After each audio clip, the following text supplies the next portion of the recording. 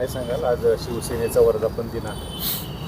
आज शिवसेनेचा वर्धापन दिन नेहमीप्रमाणे उत्साहाच्या वातावरणामध्ये आपण या ठिकाणी मुंबईमध्ये मुख्य कार्यक्रम घेतोय, साजरा करतोय. अनेक स्थित्यंतर शिवसेनेच्या राजकीय जडणघडणीमध्ये महाराष्ट्रानं पाहिलेली आहेत. मुळात शिवसेना ही स्थापना हिंदू हृदय सम्राट शिवसेना प्रमुख वंदनीय स्वर्गीय बाळासाहेब ठाकरे साहेबांनी केली आणि त्यांना भक्कम साथ धर्मवीर स्वर्गीय आनंद दिघे साहेबांनी दिली. ज्वलंत हिंदुत्वाचा विचार मनामध्ये रुजवण्याचं, महाराष्ट्रातल्या देशातल्या जनतेच्या मनामध्ये रुजवण्याचं काम वंदनीय हिंदू हृदय सम्राट शिवसेना प्रमुख स्वर्गीय बाळासाहेब ठाकरे साहेबांनी केलं. आणि हे करत असताना साहेबांचं एक सूत्र होतं, एक धोरण होतं की मला घराघरामध्ये शिवसैनिक तयार करायचा आहे. प्रत्येक उंबऱ्याच्या आत शिवसैनिक असला पाहिजे. आणि विशेषतः ते काम पक्षाचे मुख्य नेते आदरणीय एकनाथजी शिंदे साहेबांच्या नेतृत्वाखाली गेली 4 वर्ष 2022 पासून अत्यंत जोमानं देशामध्ये सुरू आहे. आपण पाहिलं मागच्या 15 दिवसापूर्वी राष्ट्रीय कार्यकारिणीची बैठक दिल्लीमध्ये झाली. अनेक राज्यांचे राज्यप्रमुख शिवसेनेचे त्या बैठकीमध्ये होते आणि साहेबांनी, आदरणीय शिंदे साहेबांनी शिवसेनेचा विस्तार हा प्रत्येक राज्यामध्ये जसा महाराष्ट्रात उंबऱ्याच्या आत शिवसैनिक आपल्याला तयार केलेला आहे तसं देशामध्ये करायचं आता काम आदरणीय शिंदे साहेबांच्या नेतृत्वाखाली आपण सगळेजण या ठिकाणी करतो आहे. मी एवढंच सांगेन आजच्या वर्धापन दिनाच्या निमित्तानं की जो झंझावात शिवसेनेचा विशेषतः 2022 पासून पुढे माननीय शिंदे साहेबांच्या नेतृत्वाखाली सुरू झालेला आहे. आज आम्ही 61 आमदार आहोत.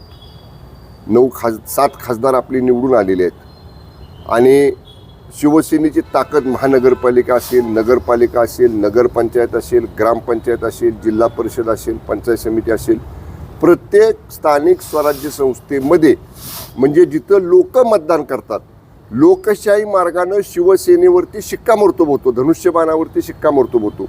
अशा प्रत्येक निवडणुकीत शिवसेनेचा झंझावात विशेषतः मी म्हटलं तसं गेल्या 4 वर्षात महाराष्ट्रात खूप मोठ्या प्रमाणात झालेला आहे.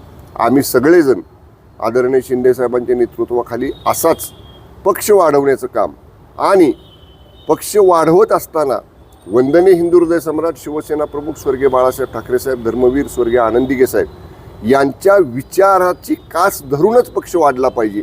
या दोन्ही नेत्यांच्या ज्वलंत हिंदुत्वाच्या विचाराला बळकटी, मजबूती महाराष्ट्रामध्ये आणि देशामध्ये मिळाली पाहिजे हे सूत्र घेऊन आम्ही पुढे वाटचाल करतोय. साहेब, आज जो वर्धापन दिन आहे यासाठी आता जे ठाकरे गटाच्या खासदारांची उबाटा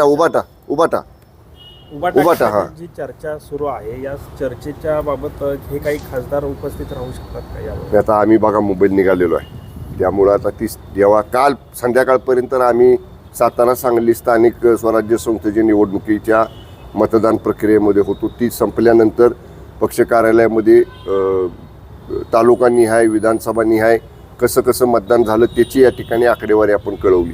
त्यामुळं आता आज गेल्यानंतर कळेल व्यासपीठावरती पक्षाच्या की नव्यानं कोण येतंय का, हे आता गेल्यानंतर पाहावं लागेल. साहेब, हे जे टायगर, ऑपरेशन टायगर आहे, या संदर्भात अशी एक चर्चा सुरू आहे की आमदारांच्या बाबत सुद्धा असंच एक ऑपरेशन होईल येत्या काही दिवसात. काय बघा तुम्ही, 4 दिवसापूर्वी जेव्हा ही ऑपरेशन टायगरची चर्चा सुरू झाली, 1-2 वाहिन्यांनी मला फोन घेतला होता. मी प्रवासामध्ये होतो आणि त्याने विचारलं मला असं काय आहे का.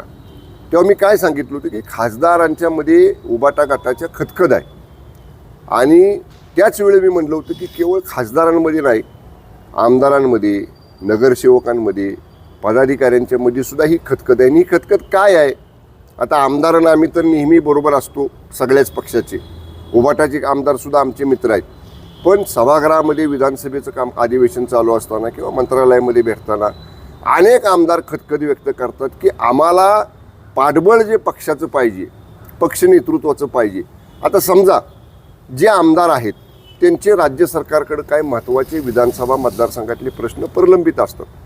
आमदार मंत्र्यांच्याकडे प्रयत्न करतात, माननीय मुख्यमंत्री, माननीय उपमुख्यमंत्र्यांच्याकडे प्रयत्न करतात, पण त्याला जर पक्षाच्या प्रमुखांनी जर अशा आमदारांना एकत्र घेतलं, मान्य मुख्यमंत्र्यांची, मान्य उपमुख्यमंत्र्यांची वेळ मागितली, बाबा आमच्या पक्षाच्या आमदारांची हे प्रश्न प्रलंबित आहेत, हे सोडवायसाठी जर पक्ष नेतृत्व पुढं आलं तर नक्कीच ते सुटायला मदत होते. आमदारांना आधार वाटतो की आमच्या पाठीमागं पक्षाचं नेतृत्व आहे.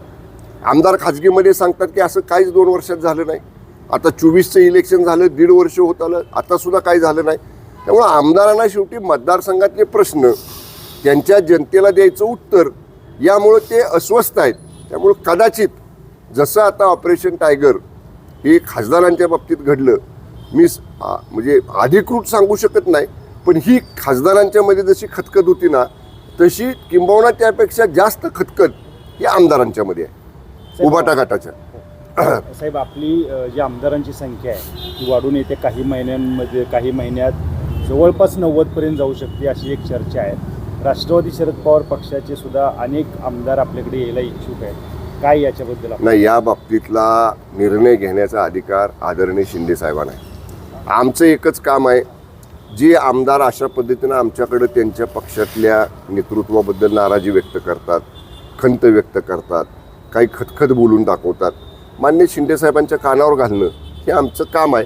त्यामुळे तेवढं निर्णय हा साहेबांचा अंतिम आहे की कुणाला पक्षामध्ये प्रवेश द्यायचा, कुणाला या ठिकाणी त्याच्यामध्ये नव्यानं समाविष्ट करून घ्यायचं, हे सगळे अधिकार पक्षाचे आदरणीय एकनाथजी शिंदे साहेबांकडे आहेत. साहेब, राऊतांविषयीचा प्रश्न आहे.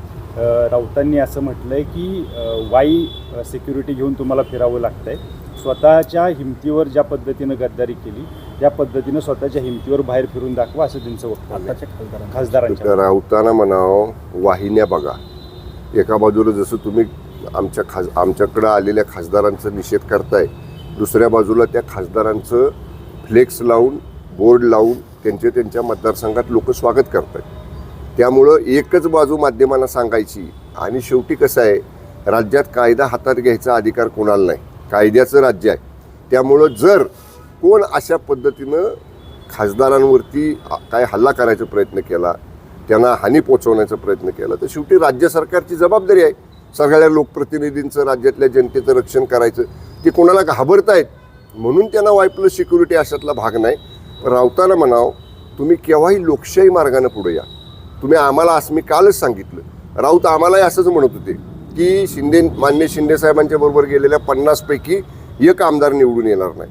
आम्ही 40 आमदार पक्षाचे होतो, 10 आमदार अपक्ष होतो, 40 पैकी आम्ही 60 झालो. काय झालं, लोकांनी आम्हाला निवडून दिलं. आमच्या 40 संख्येपेक्षा 1.5 संख्या जास्त निवडून दिली. म्हणजे लोकांचा विश्वास शिंदे साहेबांच्या नेतृत्वावर आहे. राऊत जे बोलतात ना, बघा, राऊत काय म्हणत होते, कसलं टायगर ऑपरेशन, आम्ही काय वुल्फ ऑपरेशन करणार आहे. काय केलं ऑपरेशन, काल तुमच्या बैठकीला 6 खासदार गैरहजर होते, त्याच्यानंतर मग शिवीगाळ सुरू झाली.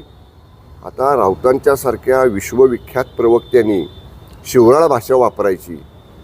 अहो, अशी भाषा, शिवराळ भाषा लोकप्रतिनिधींबद्दलच काय, सामान्य माणसाबद्दल सुद्धा वाहिन्यांवरती पब्लिकली वापरणं चुकीचं आहे. मला सांगा, वाहिन्यांनी ते कट केलं, वाहिन्यांनी दाखवताना ते शब्द गाळले, त्याचं सुद्धा जर तारतम्य भान राऊतांना राहिलं नसेल तर राऊत आता सैरबैर झालेले आहेत. राऊतांना भीती वाटती की आता उद्धव ठाकरे साहेबांच्या समोर गेल्यानंतर फटके पडतायत, कारण दरवाजाच्या बाहेरचा रस्ता दाखवला जातोय.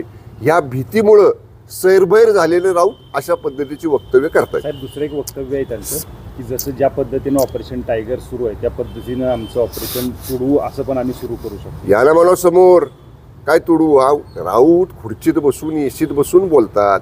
राऊत कधी रस्त्यावर उतरलेले दाखवा मला. 10 वर्षात, गेल्या 20 वर्षात राऊत रस्त्यावर आले तर राऊतांनी आंदोलन केले, राऊतांनी कुठं अशा पद्धतीनं काय संघर्षाची भूमिका घेतली. राऊतांचा दम तोंडात आहे. राऊत ह्याच्यापेक्षा दुसरं बोलण्याशिवाय दुसरं काही करू शकत नाहीत. राऊत हा कृती शून्य असणारा माणूस आहे.